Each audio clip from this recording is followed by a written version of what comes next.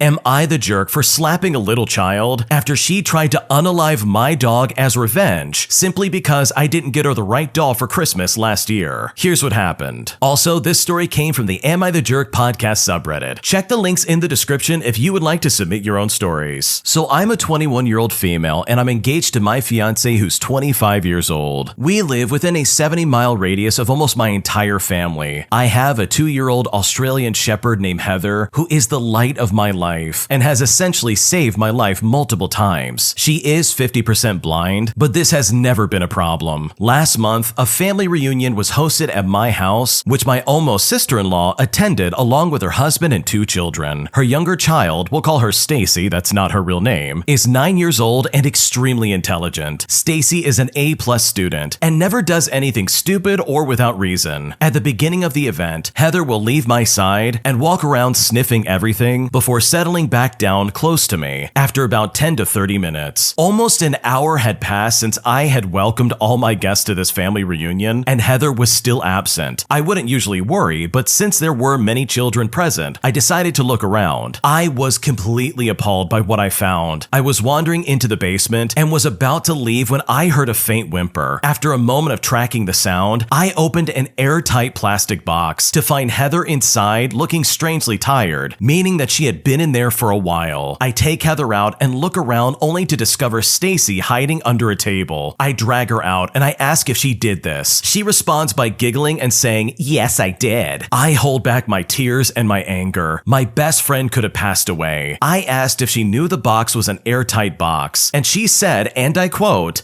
"Duh, it wouldn't have been fun if it wasn't one." She starts to laugh, and now I realize she wanted to unalive my dog. So I slap her straight across the face. Not very strongly, of course, and she runs upstairs crying. And now half the family has blocked me on everything and refuses to realize that Stacy is messed up. It has since been revealed that Stacy had the full intention of taking my dog out, all because of last Christmas when I didn't give her the doll that she wanted. Yet most of my family still sides with her, as well as my almost sister-in-law's direct family. My fiance does, however, completely agree with me, as he understands Stacy's twisted intention and he absolutely loves Heather. So am I the jerk for slapping a 9-year-old for trying to take out my beloved dog? What should I do? Wow, that little monster is absolutely insane. That is so unacceptable, it's not even funny. This little brat tried to take out your dog all because you didn't get her the right doll for Christmas. Like, are you kidding me? Like, seriously, that is such a high escalation, that's not even funny. And I'm pretty sure that's like a sign of a possible psychopath or something like that. This little girl seriously wanted to hurt that dog. She put the dog in an airtight, like, plastic box, I'm assuming, and just left it there giggling like, "Oh yeah, this is what I want. It's not gonna be fun if she can't breathe." Like, what is happening right now? Mommy and daddy are clearly raising a psychopath, and this little girl seriously needs some help. It seems like everybody in this story is focusing on the fact that the original poster slapped the kid, but are still completely ignoring the fact that this little psychopath tried to take out this dog. If the original poster had not gone downstairs and gotten the dog out of that plastic bin, the dog probably would have passed away. That would have been horrific. Literally, how is everybody excusing that behavior and still deciding to take the side of this little brat? Like, what is their rationale? "Oh, don't slap my child. She was only trying to take out your dog." I know if that was my kid, I absolutely would ground them for the next 3 years and probably take them to a doctor to get them analyzed. Like, seriously, that is not okay. I mean, hopefully the soon-to-be sister-in-law doesn't have any other pets in their family, because chances are that little brat's gonna try and take one of them out if you do anything wrong to her. So you know what? You are absolutely not the jerk. I don't think what you did was that bad, considered how that kid treated your dog. And hopefully in the future you set up some serious boundaries with the family and blatantly tell them, "Hey, if you want to come over, don't bring over your psychopath kid because she might try to take my dog out." If you like Am I the Jerk, you're probably going to love Am I the Genius. Check it out, link down below in the description. Also, go to amithejerk.com/submit if you would like to submit your own stories. Am I the jerk for chastising my wife for accidentally breaking my MacBook by sitting on it? Here's what happened. So my wife has a habit of plopping her butt down without ever taking a look of where she's sitting. I've asked her repeatedly to look before she sits because some of the things she sat in included puke, an ant pile, a puddle of water that accumulated on the surface of the floor, a spider, and that one was while we were hiking, and so much more. I've mostly learned to mitigate any direct effect this has on me by ensuring breakable things are not anywhere that people would potentially sit. I used to have a habit of setting all kinds of things on the couch next to me for immediate use, and I now have to put it all in a different place. I did this because she would constantly come up without looking while I'm playing a game or watching a show or something and just sit down, and then suddenly the TV is turned off or the volume is messed up, or in the previous worst case scenario, she sat on one of the joysticks on my PS5 controller and she sat on it while I had the controller sitting next to me so I could watch a cutscene of a game. Lately, she's been borrowing my MacBook a lot, and I always put it back in my office when I'm not using it, just so I can keep it charged. It is a $3,000 MacBook from 2022, and it's one of the M1 models. She left it on the couch and went back, accidentally sitting on it and cracking the screen. I was extremely furious, as not only is there now a financial burden here, but I'm also out a computer, and I really need that for some classes I'm taking. When I said to her, "Oh, come on, why can't you ever look where you're sitting, ever? Was sitting in vomit not enough motivation, or an anthill, or a spider?" When I said this, she got very defensive. I continued by saying that her lack of attention just cost us hundreds of dollars, and it put me in a bad place for my school program. She called me a jerk for talking down to her because I have asked her many times to look where she sits, and I've snapped before because she will just sit without looking and cause issues. For instance, she sat on an ottoman without looking and spilled a bunch of food over that I had sitting there next to me. This time though, it really pushed me over the edge. So am I the jerk here? What should I do? Honestly, I don't think you're the jerk here. For some context, both of these people are straight up adults. They have enough common sense to know where they're sitting, and it's not like you haven't brought this up to her before as some kind of potential issue. And now the worst case scenario has happened. She sat down on your MacBook, even though you've tried very hard to be as careful as possible with protecting your valuables, simply because she'll sit on them and ruin them. Like, if this doesn't sink in that yeah, she needs to look where she's sitting, then I honestly don't know what will. Thankfully, you can get the screen fixed, but still, that's such a pain in the neck. I would be frustrated too. I think I would get upset as well if after so many times I've said, listen, you need to look where you sit. You're causing all these problems. It's not personal, but you're literally breaking stuff. This is no longer just a cute thing happening. This is like hindering my life. Like, if I was in your shoes, that's exactly what I would be saying. And you know what? I don't think you're really overreacting here when you're getting frustrated that a $3,000 laptop screen is now busted. I think I would lose my mind. I don't know about you, but I don't have that kind of money laying around, even just hundreds of dollars at the drop of a hat, just to spend on trying to get a MacBook fixed right away for classes. Like, maybe at the beginning of the month when I get paid, but even then, like, come on, this is not okay. And it's really inconvenient for you. So I don't think you're the jerk. I think making up and maybe apologizing for snapping might be a good plan here, just to try and meet halfway, but still, I think the point stands. She needs to be careful where she sits down, because she just broke something really expensive, and that's not fair for you in the slightest. This story also came from the Am I the Jerk podcast subreddit. Check the links if you'd like to submit your own stories. Am I the jerk for not babysitting right before going on a trip? Here's what happened. So first, I want to start off by saying that for various reasons, I've decided to start cutting off a few family members in my life, and my grandma is one of the people I started to cut ties with. Now, I went on a camping trip for a week, and I made it clear the week prior that I'd be busy packing. While I was packing, just a day before I would be leaving, I got a call from my grandmother asking me to babysit my brother. Now, normally I did this for her to make money, but lately, I've only been doing it if my dad asked me to, because he normally pays me on time and in full to do it, and he's one of the few people I haven't gone low contact with. And plus, I know he needs the help. But that day I couldn't, because I was literally leaving the next day. So when my grandmother called me asking me to babysit, not giving me any reason why at first, I told her no. She then proceeded to let me know that she had to take her mother, who is my great-grandmother, to a doctor's appointment, and asked once again if I could watch him. I once again turned her down because, for one, I was busy packing, and secondly, she never pays me on time when I do it, if at all. Also, I knew full well that she has multiple babysitters to ask instead of me, so I knew she wouldn't be without a sitter without me. I was later told that this appointment was for a medical issue that my great-grandmother was dealing with, which kind of got me thinking if I was the jerk or not, since I possibly made them late to an appointment to help my great-grandmother out. I honestly don't know if I'm the jerk or not, since I was busy and I'm not on the best terms with my grandma. But at the same time, I don't know if I was being selfish for not helping out when she asked to. What should I do? I don't think you're the jerk at all in this situation. It sounded like you had other commitments and you couldn't drop what you were doing right then and there just to help help out your grandma with babysitting your brother. Forget all the money and all the other stuff that she's supposed to pay you, or the fact that she has other sitters. When it comes to responsibilities and other commitments, especially as an adult, you can just straight up say, no, I can't help you out, and that's the end of it. It doesn't mean you're selfish just because you can't help somebody out. It just means that you're busy and you have other things that take priority over whatever they're requesting of you right now. And it sounds like she had other sitters available. She really could have called other people and said, hey, can you help out instead? So I really wouldn't beat yourself up over this. You are not the jerk in this situation. They probably made their appointment even if they were late, and it's no big deal. Because at the end of the day, you had prior commitments. And if they can't understand that, then honestly, that is their problem entirely. Am I the jerk for not opening the bathroom door for my brother's girlfriend, all while I was taking the shower? Here's what happened. So I live with my parents, as well as my brother and his girlfriend. We will call his girlfriend Paige. Paige is not her real name. Paige moved in with us about a year ago, since her parents wanted her to pay rent. Now, we have two bathrooms, one with a shower and one without. Since moving in, Paige has made it very clear that she doesn't like the smaller bathroom. She would rather wait until the person is done in the larger one, as opposed to just using the smaller one, which is like, whatever, I guess. I don't really have a preference, so I use the small one just to avoid drama. Anyways, a couple of days ago, I had just come home from a long run, and I was gross and incredibly sweaty. As soon as I got into the house, I went into the large bathroom to go take a shower. Everything was fine until I hear a banging on the door. Mind you, I'm in the middle of a shower. I have no clothes on and I'm covered in soap. I ask the person banging what they want, and Paige answers by saying, "Let me in, I have to go pee." At this point, I'm shocked, and I ask her,